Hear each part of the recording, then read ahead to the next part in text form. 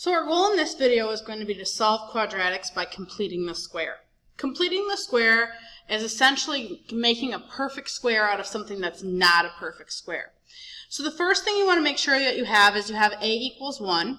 So in this case, yes, a does equal 1. And our c is on the opposite side of the equal sign as the other two terms, ax squared and bx, which is also true. So we are set to solve this by completing the square. The first thing that you are going to want to do is you're going to want to find b over 2, and you're going to want to square it. So we do that so that that number, what that number is it's what makes this side of the equal sign a perfect square. So we are going to do -8 over 2, and we're going to square that. So -4 squared is 16. So now because we want to complete the square, we want to make sure that that 16 gets added to this side in order to make it a perfect square, because we worked so hard to get that 16. But what we do to one side of the equation, we have to do to the other, so we also have to add 20 plus 16, which is 36. All right, so now that you've got that, we are going to factor the left-hand side. So we're going to factor this. This is a perfect square, so it should follow the perfect square pattern, meaning we should be able to take the square root of the first term and the square root of the last term and the sign of the linear term. So the square root of the first term is x, the square root of the last term is 4.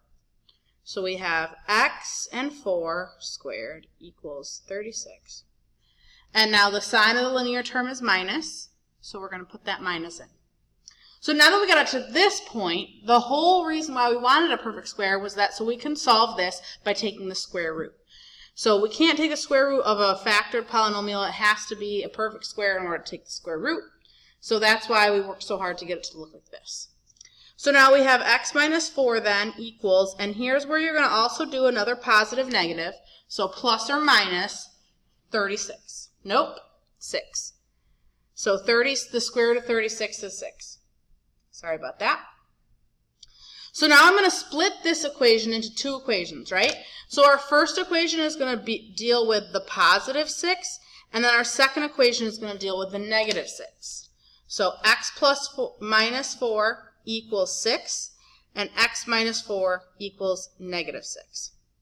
And then I'm going to solve both of those, so I'm adding 4 here, and I get x equals 10, and I add 4 over here, and I get x equals -2.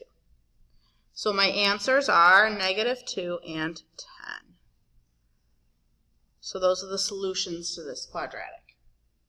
So working to get that perfect square, we got to use that b over 2 squared, add it to both sides, factor the perfect square that you worked so hard to get, and take the square root, then set up your two equations and solve them both.